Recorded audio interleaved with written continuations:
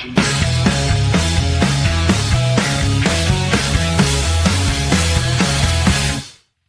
go! It's time for the talk to you. 'Cause when it comes for, it's all we're gonna do. If all green is always on the sea, it was gonna always bring to life. So get ready, ready. Get ready, 'cause here they come. All right, time to talk a little NBA. Man Child Show with Laura Green Digital, presented by our friends at Northeast Roofing Professionals, specializing in roofs in Fayetteville and DeWitt and the surrounding areas. If you're looking for a roof, go see our friends at Northeast Roofing Professionals. Their website, nerpcny.com. All right, it is time to talk all things NBA, and we bring in our NBA insider from heavy.com. It's very heavy this week with the trade deadline. It's the one, the only Sean Devaney. How are you, Sean? I'm doing well, guys. How are you? Great. And of course, the big trade of the week is the Knicks acquiring Jose Alvarado. We'll get right into that. Yeah, no, we'll get to that a little bit later. A nice little piece for the Knicks. But let's talk about some of the big things that happened during the trade deadline. One of the big ones is Giannis wasn't traded. So let's talk about that first, and then we'll talk about the trades that were made. Yeah, Giannis obviously has been a back and forth in terms of does he want in, does he want out? And the problem that's happening now is that Giannis is sort of working with two competing goals, where he wants to be the good guy who stays in Milwaukee and retires a buck and says all the right things, and at the same time he wants to win championships. They're not going to win championships. That's over. They've done so much to try to put competitive teams around it. They've made mistakes. There's no question about it. Those are on the front office, but they've got no first round draft picks left. The draft picks that they have made haven't worked out. A lot of the free agent signings, the trades, you think of Damian Lillard, now Miles Turner, they haven't worked out. There's nothing left that they can do. So you can either say, I'm going to stick in Milwaukee, and if we're a 41-41 team from here on out, that's how it's going to be. Or you can say, I want to be traded. And because he won't pick a lane, then we're kind of perpetually in this cycle. It's over now because the trade deadline has passed. It's going to start right back up once the season ends. So now that has not happened, do different teams enter the mix? Because we talked about last time we had Sean, the teams that could be in the mix for Giannis, and that it may even behoove Milwaukee to increase the trade packages they could get in terms of quality if they were to wait. Would it also change up the teams that could be in the mix as we enter the summer? Yeah, I mean, one of the things that did happen at the trade deadline is that a lot of teams got under the salary cap. I think there were 6 or 7, not the salary cap. They got under the luxury tax, and that gives them a little more flexibility in the summer. It also, you saw some teams, protect their cap space above all else. The Lakers didn't really make a trade of note. Because they wanted to make sure they had plenty of cap space next year. Now, Giannis won't be a free agent, but having that flexibility will allow you to take in some things from other teams and increase your assets. So, a team like the Lakers, who wasn't really involved with Giannis here at the deadline, can now get involved with him over the summer. And I think you're also going to see, if there are some disappointments in the playoffs, and then maybe some teams start changing their approach.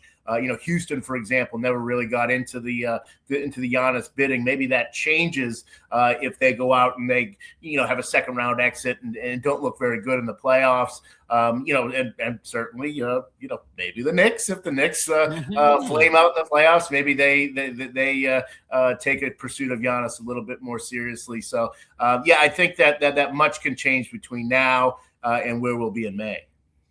Another team that just cut and bait, the Dallas Mavericks. I mean, wow. So they made that Luka trade last year that shocked us all. And now it is just completely gone upside down and backwards. I mean, obviously, they did draft Cooper Flagg. So the franchise itself has a bright future. And I think they're just going to attack that bright future now, which is why they jettisoned off Anthony Davis. Let's talk about that somewhat bizarre trade, but maybe not from a Dallas standpoint, considering what they're trying to do. Yeah, I mean it's a bizarre trade because it is the final punctuation on the Luka trade, and it really just makes it look worse. They can say they got 2 first-round picks, but it's not really 2 first-round picks. One of them is heavily protected and in 2031, and the other one is Oklahoma City's pick, which is going to be 30th, of course, and it's basically going to be a second-round pick. So there's not a lot of value there that you're getting for Anthony Davis. But you're right. At some point, Dallas has to say, well, what are we doing here? Are we trying to win still, or are we looking at this and saying we've got to make this all about Cooper Flag, which is what they're doing? And they also they want to be bad between now and the end of the year so they can increase their own draft pick. Because after that, they don't have control of many of their picks because some of the other moves that they've made. So yeah, this is important for Dallas to get this right, and they really do want to basically tank the rest of the way. All right, one of the craziest ones that just sort of caught me off guard was Cleveland flipping Garland and Harden, and the present versus the future battle that maybe every team constantly has to weigh with decision making. How much better are the Cavs today than they were a month ago, now that this this trade acquisition has happened, versus what's the outlook for the next couple of years too? I think if you have a healthy Darius Garland, then they're not much better. I think one of the bets that they're making here is that we don't know if we can count on Darius Garland being healthy. He's had the toe injuries basically going back to last year, and has been sort of in and out and really hasn't been reliable. So they need somebody that they can count on, and it's not necessarily that they think James Harden is that much better a player or better a fit. They just know he's going to be out there at least, and that gives them a better chance. So that's the thinking there. They're also very limited because they are a second apron team. They couldn't combine players and make a move until they got under that second apron. So the only way that they could make that trade was a 1-for-1, and really there was only one guy who kind of fit what they needed, who could be just a little bit less than what Darius Garland was making, and it was James Harden. So it was sort of like, it was this or nothing for the Cavs. So this is what they decided to do. And, in that context, you can understand it. I don't think it's a great move. I don't think it makes them a championship contender. Everything that we've always said about James Harden is still true. He quits on his teams. He shrivels up in the playoffs. All that is still true. But if you're the Cavs, you had to take the swing. And they took the swing. What about the Washington Wizards? What's going on down there, Sean? I mean, I am baffled by what's happening with the Wizards. I mean, this is a team that couldn't find themselves a superstar, and now they got 2 superstars, albeit 2 hurt ones, and I guess their plan is to put this whole thing back on the rails next year. Give me your thoughts about what the Wizards are. Yeah, so I mean, I agree with you that this is a confusing approach that the Wizards. I mean, they're not ready for. You get a team and you're rebuilding, and you get some pieces, and they start to get some experience, and you say, okay, now we're ready to drop in. If you're Houston, you drop in the Kevin Durant move, and you think they're ready to go. Orlando did that with Desmond Bane this offseason. They had young pieces. Washington is not there. I mean, they're young pieces, Alex Sarr, Coulibaly, the guys that they've got, they're just not ready to take that next step. So it seems like they're rushing this process a little bit. And if that's how it plays out, then that's probably going to be true. But the other thing that you've got to think of is if you're Washington, you've got a bunch of cap space coming up. Nobody's going to sign with you. There's nobody. You're not going. Nobody's going to be. I want to go play with Washington. You're not going to get a bright young superstar to come to Washington at this point. So they're bringing in some good players on deals where they really didn't give up any real draft capital with these guys. So they basically got Trae Young and Anthony Davis essentially for nothing. And the way that they're looking at it is either A, we'll start to play better, and maybe that'll help. Or B, these guys can resuscitate a little bit of their trade value, and we can flip them next year and get some assets. So you're getting something for nothing. So that's the thinking. We'll see how it works out there. But I mean, worst case scenario is maybe they trade these guys again in a year. Who are some of the biggest losers? I used to love that show. I watched it with my parents, The Biggest Losers. Sorry, give it to me from the NBA trade deadline. Who are the biggest losers, Sean Devaney?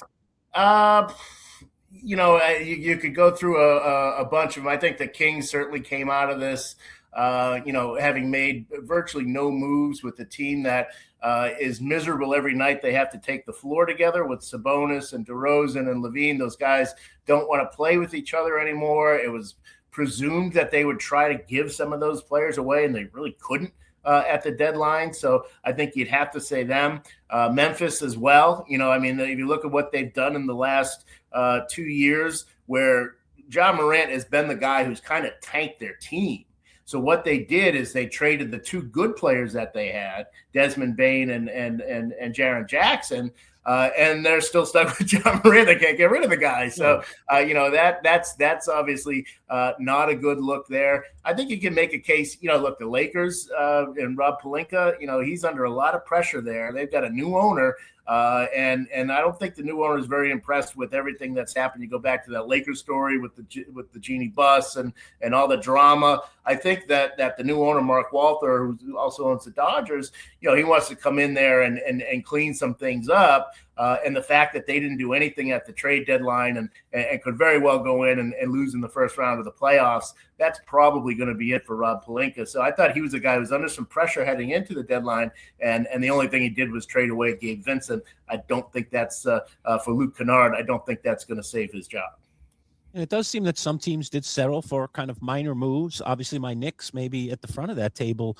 The only thing they did is go out and get Jose Alvarado. They got rid of Yabusele, who has just been bad for the Knicks. I mean, they thought he was going to come in and be a contributor, and he hasn't. But they got, I think, a serviceable player, especially considering the fact that Miles McBride looks like he's going to be missing for a while. That's a bad injury for the Knicks. He's an important player on the bench, so they need a little bit of depth there. Obviously, they can still play Kolek, but you really need to have three guards, and Kolek, he has his limitations as well. But let's talk about the hottest team in basketball, Sean Devaney. New York Knicks, right there, baby. Right. I feel like it changes every week. We come on and talk about them, and it's a completely different storyline, But they're playing great. The thing that scares me is I still worry about that 2-9 stretch because they've got more talent than anybody else in the East. The problem is, I think they are mentally fragile. I think they are, if you push them, if you elbow them, I think they don't handle it very well. And so it's a matter of which of those, by the time we get to the playoffs, which of those is going to win out. Are they going to learn to toughen up a little bit here down the stretch, or is that going to cost them? I think that's the big problem. But, you're right about Alvarado's a guy who, even if McBride hadn't gotten hurt, they would have gotten anyways. But it became a little more urgent, once that came down. And I think that the Knicks did well, to just play on the margins. Once they decided they were going to keep this team as it was, which I think is the right choice. Let's see what this can do down the stretch and into the playoffs before you blow it up. There'll be chances to blow it up over the summer, no question. I think they did the right thing by sticking with this group, and I think Alvarado will help them. Yeah, and some of those 8 wins have been quality wins too, Sean, including that double overtime against the Nuggets. What a great game! Yeah. Sean, okay, maybe old Knicks boy over here is good being complacent with his terrible Knicks team. But what about the Celtics not willing to just roll over, making big moves, bringing a consummate professional, a guy that's ready for one of the first deep playoff runs of his career, huh? Talk about this sexy trade of bringing some big beef to the Boston Celtics, Sean Devaney, huh? You've been on the Celtics fan boards. I'd say. When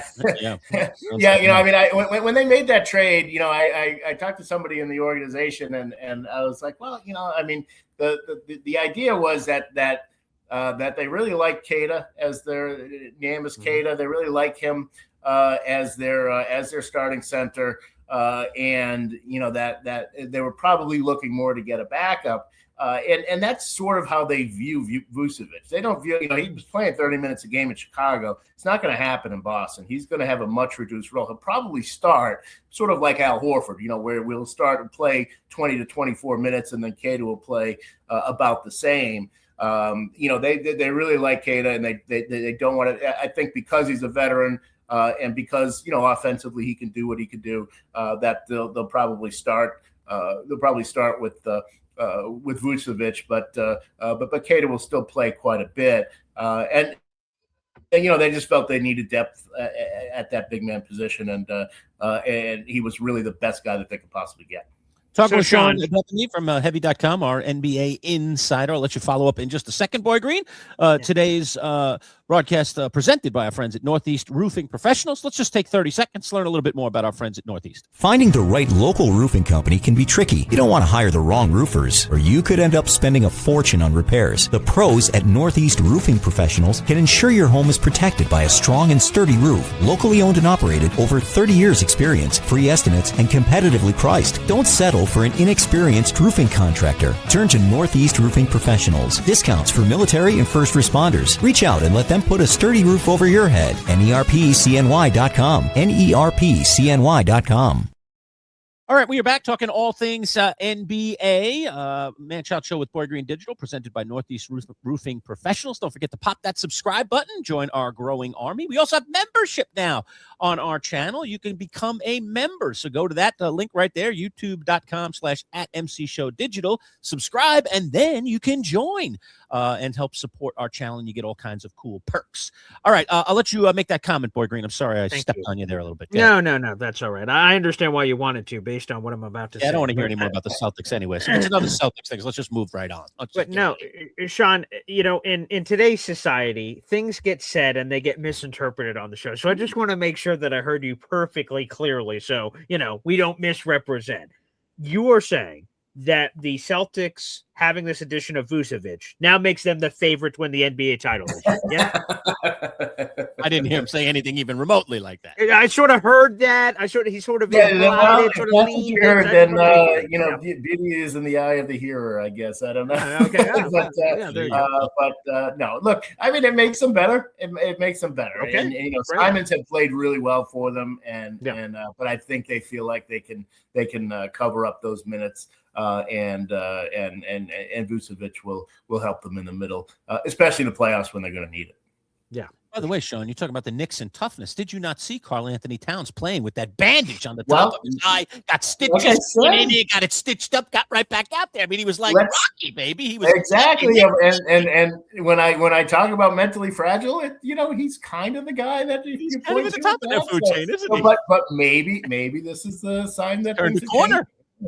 There you go. He's turned the corner here. Oh, goodness gracious. Go ahead, BG. Yeah, let's keep going here because, again, I'm fascinated. I was going through, like, winners and losers. Everyone loves that sort of binary, this, that, or the other coming off the trade deadline. And then I saw that, like, ESPN had the Thunder as big winners coming out of this NBA trade deadline. Is that something you agree with, Sean Devaney? Well, I mean, you could look at it in terms of who made the moves. I mean, the big moves were made by Utah. That's not a threat. The big moves were made by Washington. Not a threat. So you go through. You could say, okay, Cleveland certainly, arguably got better, but there wasn't a whole lot of improvement from the teams at the top. So you get, Houston, San Antonio, Denver, they didn't do anything. So, this trade, if the trade deadline passes and none of those teams get significantly better, that's a win for the Thunder. They also did add Jared McCain from the Sixers, which is, not a huge move, but does give them a little more depth and certainly some flexibility going forward as they, because they're going to be in a position where they've got to pay some of these guys and they've got to decide who's going to stay and who's going to go. And some of them, think of a case on Wallace or somebody like that, fine on a rookie contract. They probably can't afford to keep him once he gets sort of a regular NBA free agent contract. So that was a good move for them. So, but I think just in the short term, the fact that none of the other contenders really improved, that's a big win for them. Sean, Knick fans, we are, we're so at times obnoxious about our team at times and trying to win and win now. But let me ask you a really serious question about the win now thing, because there is really a waft about what is the window for this Knicks team. And is this year, because of the way that everything's played out, obviously the injuries at the end of last year with Tatum and the Pacers point guard going down, just kind of the way things kind of opened up for the Knicks and the position that they find themselves in right now, only trailing a Pistons team, even with a Boston team that obviously is missing one of its star players, even though it's playing very, very well. Like, is this it? Is this the year for the Knicks? At the very least, to get to a finals, because I don't know who the heck's beating OKC, but to get to a finals, is this the year? And if it doesn't happen this year, could we be waiting another 30? Yeah, I mean it's definitely the best chance. I think there's no question about that. That the way things have fallen, and next year you get Halliburton back, and they made a really nice move in getting Zubac. Talking about teams that aren't contenders doing things. They made a very, very nice move in getting Zubac, so the Pacers will be good again next year, and of course Tatum will be back, and and the Pistons will have more experience. So I think things are as soft as they're going to be in the Eastern Conference. Now, having said that, look, the Knicks they won't be less of a contender next year. It's just there'll be other good teams that they'll have to deal with. This is going to be the smoothest road for them, but I do think the window would stay open. It's just they're probably not going to have an easier path than what they're going to get this year. You a believer in the Pistons? I mean, regular season is regular season, but do you think this team is capable of doing in the postseason what it is doing in the regular season? Because they've been pretty impressive. No, I don't think so. I think they're a team that has caught some lightning in the bottle, especially early in the year. I mean, don't forget they were 15-2 out of the gate, and since then they played much more like a very good team in the Eastern Conference, but not a great team. And I think that's sort of who they are. What we saw from them in the playoffs last year, they definitely have some toughness. They definitely are a team you don't want to face in the playoffs. Obviously I would expect them to get to the second round, perhaps to the conference finals, based on who they're playing. But if they were to face a Boston in the second round, I'd take the Celtics. If they're even the Cavaliers, I'd probably take the Cavs. So I think they've certainly, you got to give them credit for where they are. But I think they're playing a little ahead of themselves. Their record is a little ahead of themselves. I think they'll develop over the next couple of years, but I don't think they're ready this year. Sean, another piece of the trade deadline that doesn't get talked about enough is that sometimes trades happen and then players get bought out. And then all of a sudden we have a flurry, a surge of free agents that now can pick their next destination. Do we have a mix of veterans and interesting players that sort of fit that category, Sean? Do any of them move the needle for you? Is there any ones that we should be watching in that realm? It usually winds up being a tempest in a teapot. We pay a lot of attention, and we got to see who this guy signs with or who that guy signs with. And in the end, they wind up playing about 15 minutes down the stretch. The last guy I remember really contributing as a buyout guy was probably PJ Brown for the Celtics in 2008. Yes. He made that big shot in the playoffs. But it just doesn't happen. I mean, there's a reason these guys are getting bought out. There's a reason they weren't traded for, to begin with. I suppose Cam Thomas is somebody to pay attention to. But again, not a lot of teams at this point still use that sort of microwave scorer off the bench. It's just like a high volume scorer. Those are gone. You can't shoot threes. You can't defend. There's no place for you in the league. And so, you go right down the list. Is Chris Paul going to be somebody who moves the needle? I don't think so. I think he's pretty well done and could even retire. There's no question that that's going to be on the table. Chris Middleton, if you watched him play in Washington, assuming he gets bought out, man, I don't think there's much of a chance that he's going to be a productive player. So, I do think there's a lot of sound and fury around these guys. But then when they wind up with their teams, they're really not. It doesn't really matter much. I got you, Sean. I got you. All right. Well, trade deadline is over, my friend. So now we can talk about basketball the rest of the season. Yeah. Who's playing well? Who's going to get the job done? Who's positioning themselves for the playoffs? We're getting into the heart of the season here, Sean Debney. Looking forward every week to breaking it down with you. All right. Thanks, guys.